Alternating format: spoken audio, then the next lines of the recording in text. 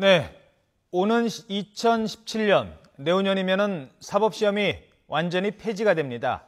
하지만 1차 시험은 내년이 마지막이라서 실질적 폐지가 눈앞으로 다가왔습니다. 이러면서 사법시험 존치를 놓고 논란은 거세지고 있습니다. 희망의 사다리를 유지해야 한다라는 목소리도 있는가 하면 사회적 합의를 통해서 폐지가 결정된 사실을 예정대로 없애야 한다는 주장도 팽팽히 맞서고 있습니다. 한현희 기자가 보도합니다.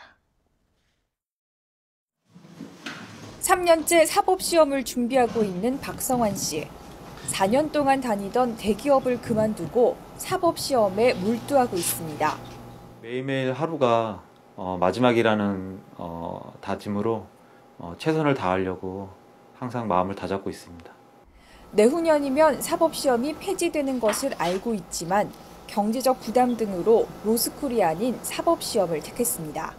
지금 현재 로스쿨의 그런 학비라든지 경제적 부담은 그런 경제적 활동을 한 사람에게조차도 너무 큰 부담이 되고 또 그 후도 또 뭐 어떻게 기회비용이라든지 또 이렇게 장담할 수 없기 때문에 그런 게 큰 장벽으로 다가왔습니다. 당장 내년에 있는 1차 시험에 합격하지 못하면 박 씨 같은 고시생이 법조인이 되는 방법은 로스쿨에 진학하는 길밖에 없습니다. 하지만 경제적 부담으로 로스쿨 진학을 포기하거나 대학 졸업을 못해 아예 로스쿨 입학 자격조차 가지지 못한 수험생은 사법시험이 폐지되면 갈 곳을 잃게 됩니다. 이렇게 위기에 처한 수험생들이 사법시험 폐지를 막아달라며 직접 목소리를 내기 시작했습니다. 1,000명이 넘는 수험생들이 온라인 서명운동에 참여했고 국회에 입법청원서도 제출할 예정입니다. 학비만 1,000만이라는 뜻이지 결국에는 수험 비용은 따로 들지 않습니까? 사실 같은 경우에는 결국에는 그 학비 부담 없이 자기가 비용을 줄이려면 얼마든지 줄여서 공부를 할 수가 있거든요. 변호사 단체들 역시 사법시험 존치 주장에 힘을 실어주고 있습니다. 로스쿨에 갈 여력이 없는 사람도 법조인이 될 기회를 열어놓아야 한다는 겁니다. 거기에 지난 7년 동안 로스쿨이 불투명한 입학 전형과 부실한 학사 관리, 비싼 학비, 공직 임용 기준의 비공개 등 수많은 문제점을 드러내면서 국민 여론 역시 사법시험 폐지를 반대하고 있다고 주장합니다. 모 언론사 여론조사 결과에 의하면 국민의 75%가 사법시험은 존치되어야 한다고 결과가 나왔습니다.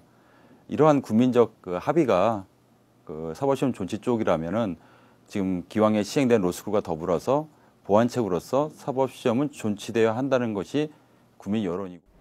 하지만 로스쿨 측은 여러 진통을 겪은 끝에 사회적 합의를 거쳐 내린 결정을 다시 논의하는 것은 말이 안 된다는 견해입니다. 단계적으로 폐지하기로 한 사법시험을 되살리자는 논의보다 로스쿨 제도의 맹점을 보완하는 데 힘을 모으는 것이 필요하다는 겁니다. 또 로스쿨이 사법시험보다 장학금 등의 기회가 많아 오히려 더 많은 사람에게 기회를 줄 수 있고 소수 학교 출신에만 몰려있던 사법 권력의 집중 문제도 해소되고 있다며 사시 존치론자들의 주장에 반박했습니다. 다음 달에는 공청회를 열어 직장인을 위한 야간 로스쿨이나 온라인 로스쿨 등 로스쿨 진입 장벽을 낮추는 방안도 논의할 예정이라고 설명했습니다. 지금은 사법시험 존치 여부를 논할 때가 아니라 법학전문대학원과 변호사 시험을 어떻게 더 합리적으로 공정하게 유지할 것인가, 개선할 것인가를 논할 때라고 생각이 됩니다. 여론몰이식의 그런 논의가 아니고 합리적인 근거의 바탕을 두고 이루어져야 바람직한데 그렇지 않다는 점, 그것이 아쉽습니다. 폐지를 코앞에 둔 사법시험. 무엇이 진정한 기회의 균등인지, 서민들의 희망의 사다리가 될 제도는 무엇인지, 사법시험이 다시 뜨거운 감자가 되고 있습니다. YTN 한현입니다.